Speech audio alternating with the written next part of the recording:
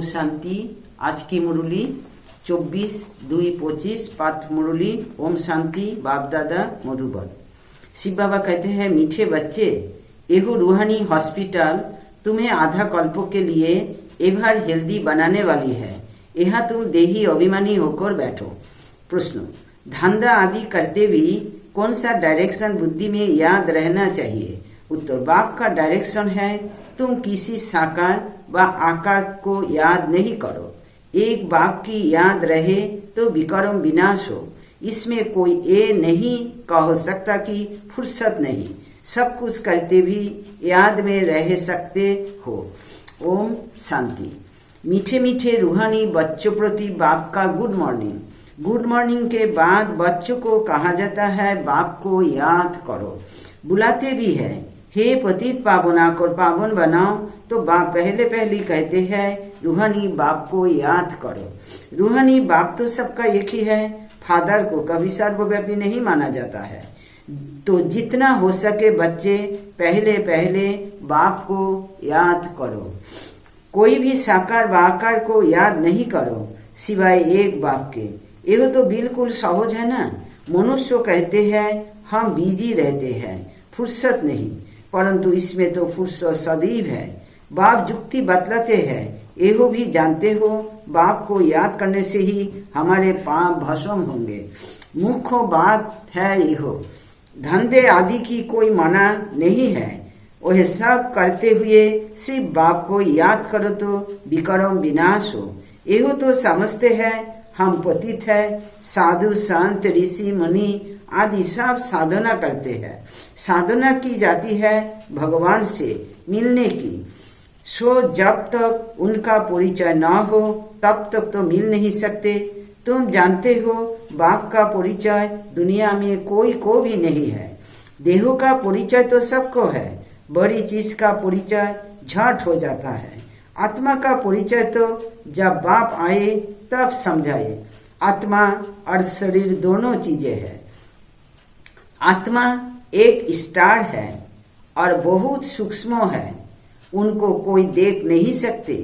तो यहाँ जब आकर बैठते हैं तो देही अभिमानी होकर बैठना है। एहो भी एक हॉस्पिटल है ना, आधा कल्प के लिए एवर हेल्दी होने की। आत्मा तो है अविनाशी, कभी विनाश नहीं होती। आत्मा का ही सारा पार्ट है। आत्मा कहती है मैं कभी विनाश को नहीं पाती हूँ। इतनी सब आत्माएं अविनाशी है, शरीर है विनाशी। अब तुम्हारी बुद्धि में एहो बैठा हुआ है कि हम आत्मा अविनाशी है, हम 84 जन्म लेते हैं। एहो ड्रामा है।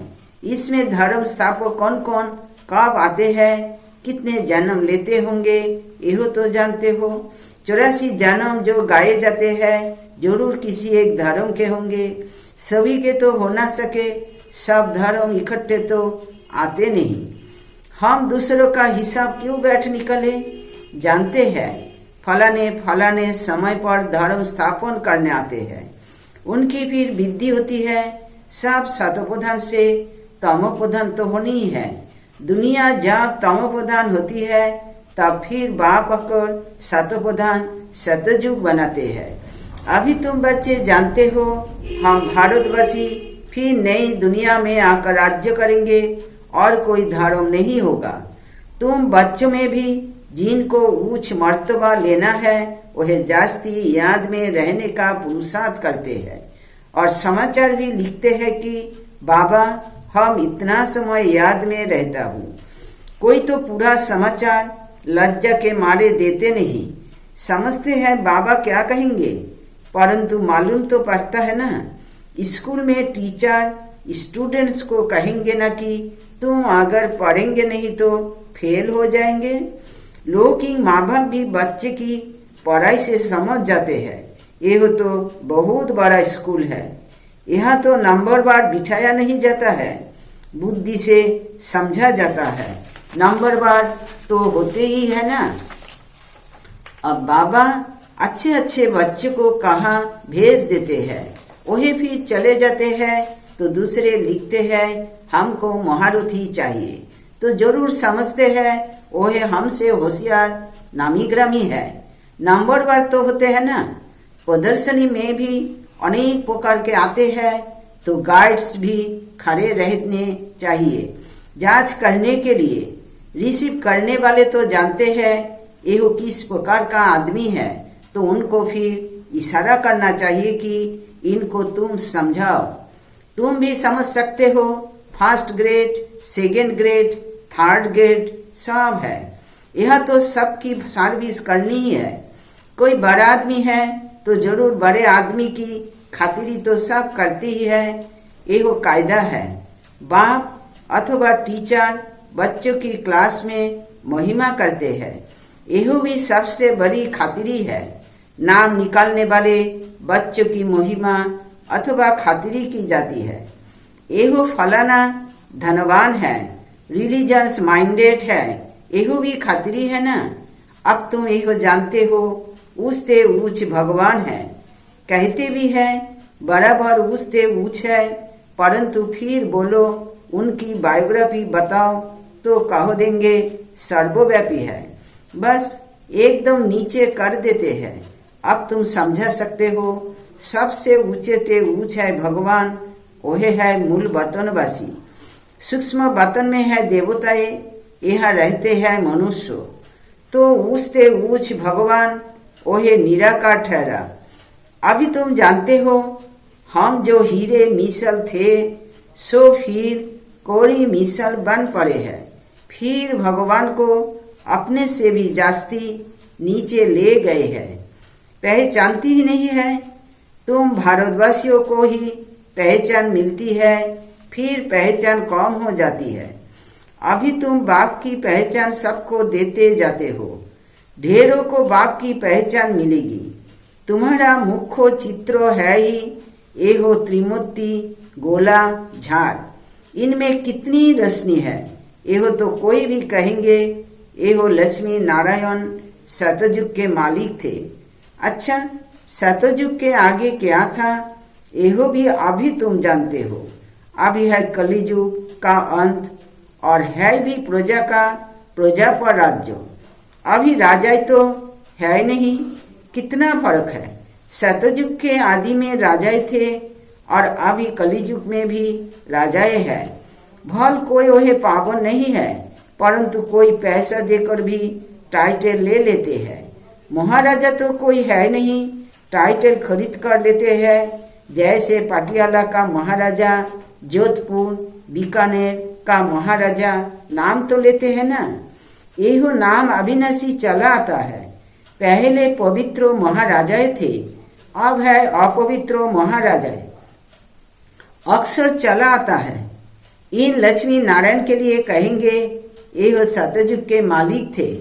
किसने राज्य लिया अभी तुम जानते हो। राजा की स्थापना कैसे होती है। बाप कहते हैं मैं तुमको अभी पढ़ाता हूँ 21 जन्म के लिए। वही तो पढ़कर इसी जन्म में ही बैरिस्टर आदि बनते हैं। तुम अभी पढ़कर भविष्य महाराजा महारानी बनते हो। ड्रामा प्लान अनुसार नई दुनिया की स्थापना हो रही है। अभी है पुरानी दुनिया।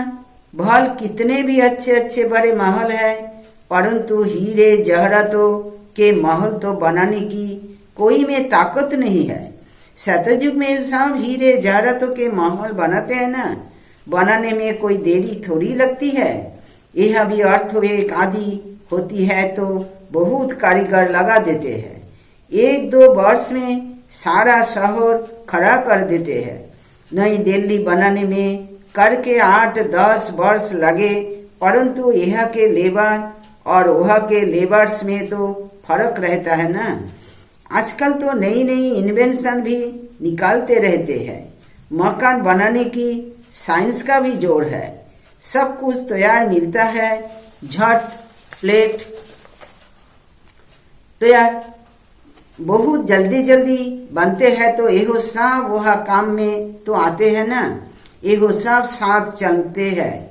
संस्कार तो रहते हैं ना। यहो साइंस के संस्कार भी चलेंगे। तो अब बाप बच्चों को समझाते रहते हैं, पावन बनना है तो बाप को याद करो। बाप भी गुड मॉर्निंग कर फिर शिक्षा देते हैं। बच्चे बाप की याद में बैठे हो, चलते फिरते बाप को याद करो, क्योंकि जन्म जन्मांतर का सिर पर बोझा है। सीढ़ी उतरते उतरते 84 जन्म लेते हैं। अभी फिर एक जन्म में चढ़ती कला होती है। जितना बाप को याद करते रहेंगे उतना खुशी भी होगी, ताकत मिलेगी। बहुत बच्चे हैं जिनको आगे नंबर में रखा जाता है, परंतु याद में बिल्कुल रहते नहीं है। भल ज्ञान में तीखे है, परंतु याद की यात्रा है नहीं। बाप तो बच्चों की महिमा करते हैं। एहू भी नंबर 1 में है तो जरूर मेहनत भी करते होंगे ना। तुम हमेशा समझो कि शिव बाबा समझते हैं तो बुद्धि जो वहाँ लगा रहेगा। एहू भी सीखता तो होगा ना। फिर भी कहते हैं बाबा को याद करो। किसको भी समझाने के लिए चित्र है। भगवान कहा ही जाता है निराकार को। वह आकर शरीर धारण करते हैं। एक भगवान के बच्चे सब आत्माएं भाई भाई है। अभी इस शरीर में विराजमान है। सभी अकाल मूर्त है। यही अकाल मूर्त आत्मा का तख्त है। अकाल तख्त और कोई खास चीज नहीं है। यह तख्त है अकाल मूर्त का। भ्रुकुटी के बीच में आत्मा विराजमान होती है। इसको कहा जाता है अकाल तख्त। अकाल तख्त अकाल मूर्त का आत्माएं सब अकाल है। कितनी अति सूक्ष्म है। बाप तो है निराकार। वही अपना तख्त कहाँ से लाए। बाप कहते हैं मेरा भी यही तख्त है। मैं आकर इस तख्त का लोन लेता हूँ। ब्रह्मा के साधारण बूढ़े तन में अकाल तख्त पर आकर बैठता हूँ। अभी तुम जान गए हो सब आत्माओं का यह तख्त है। मनुष्यों की ही बात की जाती है, जानवरी की तो बात नहीं। पहले जो मनुष्य जानवर से भी बदतर हो गए हैं वही तो सुधरे। कोई जानवर की बात पूछे, बोलो पहले अपना तो सुधार करो। सतयुग में तो जानवर भी बड़े अच्छे फर्स्ट क्लास होंगे। किचरा आदि कुछ भी नहीं होगा। किंग के महल के कबूतर आदि का किचरा हो तो दंड डाल दे, जरा भी किचरा नहीं। वहाँ बड़ी खबरदारी रहती है। पहरे पर रहते हैं। कभी कोई जानवर आदि अंदर घुस ना सके, बड़ी सफाई रहती है। लक्ष्मी नारायण के मंदिर में भी कितनी सफाई रहती है। शंकर पार्वती के मंदिर में कबूतर भी दिखाते हैं तो जरूर मंदिर को भी खराब करते होंगे। शास्त्रों में तो बहुत दंत कथाएं लिख दी है। अभी बाप बच्चों को समझाते हैं। उनमें भी थोड़े हैं जो धारणा कर सकते हैं, बाकी तो कुछ नहीं समझते। बाप बच्चों को कितना प्यार से समझाते हैं। बच्चे बहुत बहुत मीठे बनो, मुख से सदैव रतन निकालते रहे। तुम हो रूप बसंत, तुम्हारे मुख से पत्थर नहीं निकलने चाहिए। आत्मा की ही महिमा होती है। आत्मा कहती है मैं प्रेसिडेंट हूँ, फलाना हूँ, मेरे शरीर का नाम यहो है। अच्छा, आत्मा ये किसके बच्चे हैं? एक परमात्मा के। तो जरूर उनसे वर्षा मिलता होगा। वह भी सर्वव्यापी कैसे हो सकता है? तुम समझते हो हम भी पहले कुछ नहीं जानते थे। अभी कितनी बुद्धि खुली है। तुम कोई भी मंदिर में जाएंगे समझेंगे यह तो सब झूठे चित्र है। 10 भुजाओं वाला हाथी की सूर वाला कोई चित्र होता है क्या?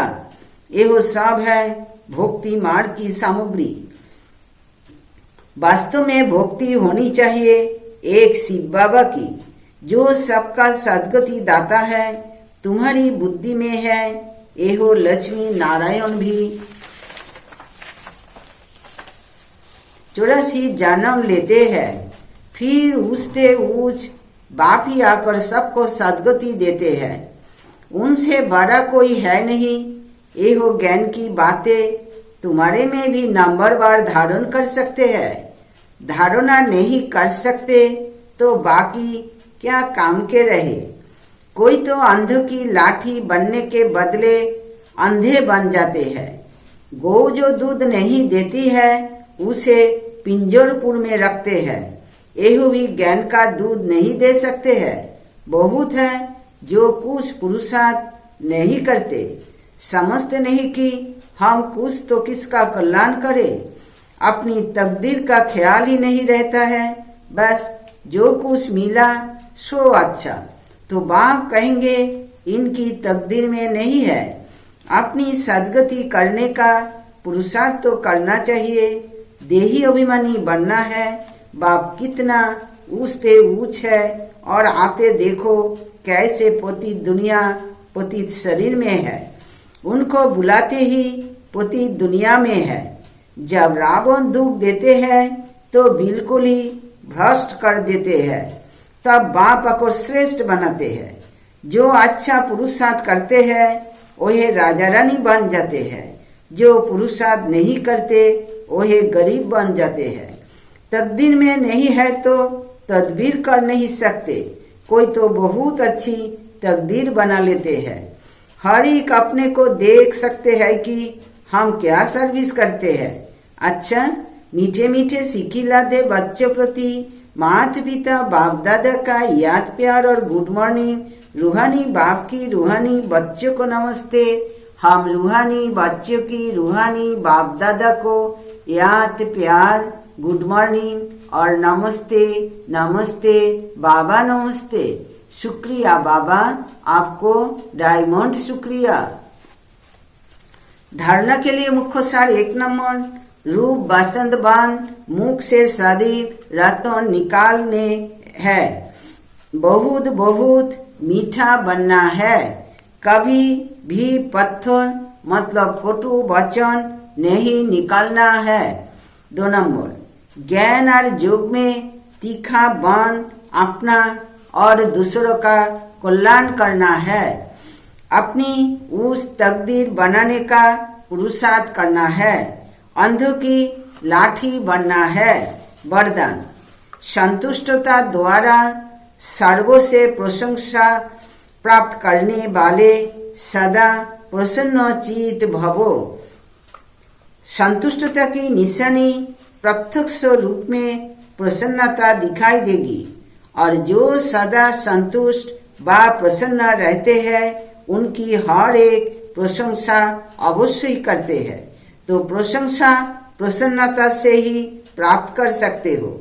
इसलिए सदा संतुष्ट और प्रसन्न रहने का विशेष वरदान स्वयं भी लो और औरों को भी दो, क्योंकि इस यज्ञ की अंतिम आहुति सर्व ब्राह्मणों की सदा प्रसन्नता है। जब सभी सदा प्रसन्न रहेंगे तब प्रत्यक्षता का आवाज गूंजेगा, अर्थात विजय का झंडा लहराएगा। स्लोगन, डायमंड बनने का मैसेज देना ही डायमंड जुबली मनाना है। अव्यक्ति सारे एकांत प्रिय बनो, एकता और एकाग्रता को अपनाओ। एकांतवासी बनना अर्थात चारों ओर के वाइब्रेशन से परे चले जाना। कोई ऐसे होते हैं जिन्हें एकांत पसंद नहीं आता। संगठन में रहना, हंसना, बोलना ज्यादा पसंद आता, लेकिन यह हुआ बाहर मुखता में आना। अभी अपने को एकांतवासी बनाओ, अर्थात सर्व आकर्षण के वाइब्रेशन से अंतर्मुख बनो। अब समय ऐसा आ रहा है जो यही अभ्यास काम में आएगा। अगर बाहर की आकर्षण के वशीभूत होने का अभ्यास होगा तो समय पर धोखा दे देगा। आज की विचार 24 फरवरी, स्वतंत्रता के नियमों को स्वीकार करने के बाद ही आपको स्वतंत्र कहलाने का अधिकार है। ओम शांति, ओम शांति, ओम शांति।